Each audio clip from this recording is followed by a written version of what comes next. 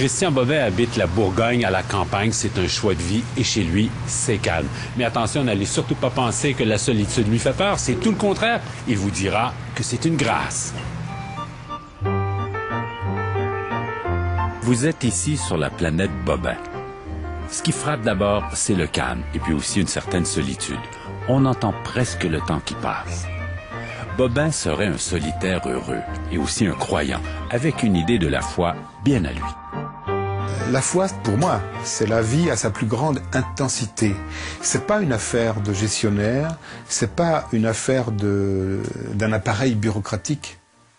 C'est pas une affaire d'administrateur, fussent-ils aussi richement ornés comme des oiseaux du paradis que sont les cardinaux ou les papes. C'est pas ça, c'est pas ça. La foi, c'est simplement toucher par moment, le plus brûlant de cette vie. C'est-à-dire, c'est le sommet de l'expérience humaine. C'est le plus dense de l'expérience humaine. Et c'est comprendre, quand on a affaire à cette densité, qu'il y a quelque chose qui n'est jamais détruit, même dans les pires conditions, et qui ne disparaîtra jamais. Alors que même, par exemple, l'amnésie ronge à peu près tout. Et commence à s'emparer de tout. C'est comme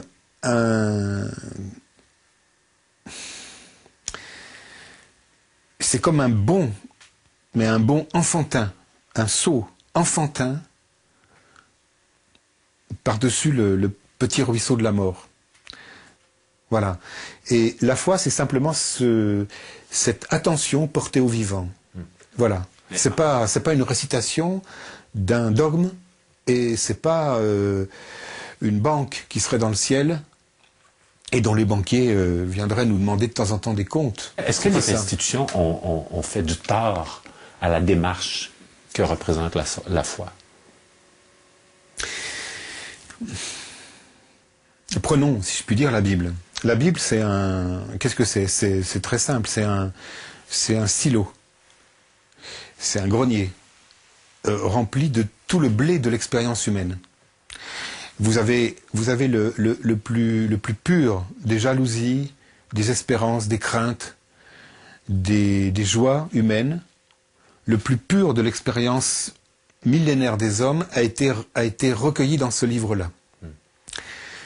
Et c'est rien de plus que ça. Mais encore faut-il que ce livre nous soit transmis et que quelque chose du meilleur de ce livre nous soit transmis.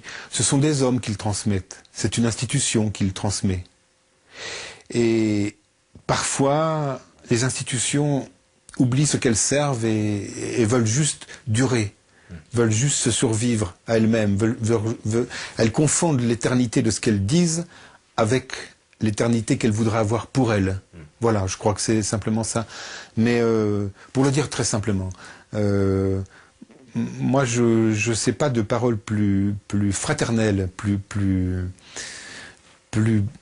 ardentes et concrètes, terrestres que celle du Christ.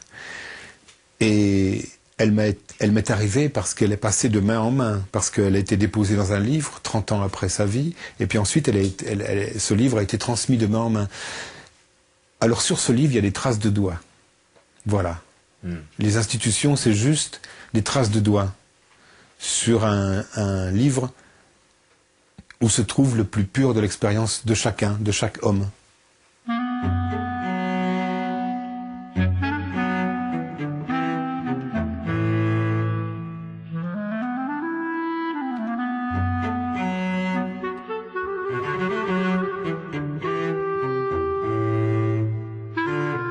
Je me suis posé la question parce que il me semble qu'aujourd'hui, dans nos sociétés occidentales, nos sociétés qui se disent modernes, on a de plus en plus de mal, on dirait, à transcender l'institution puis à revenir à la foi ou à trouver la foi ou à accepter la foi.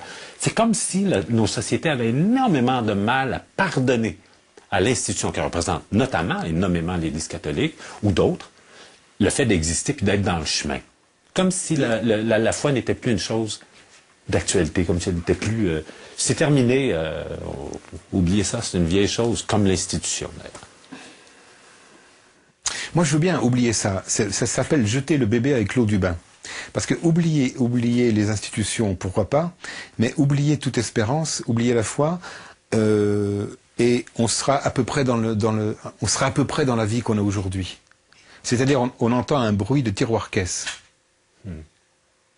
C'est ça qu'on entend aujourd'hui. Et le bruit de source des âmes, une parole qui est soudain rafraîchie, ou un silence qui va couper la parole de celui qui cherche une vérité, un geste de charité inutile, merveilleusement inutile. Tout ça, ce sont des choses qui sont en train de disparaître. Et pour moi, toutes ces choses-là sont de l'ordre de la foi en un monde qui est un peu plus et qui est autre surtout que le nôtre.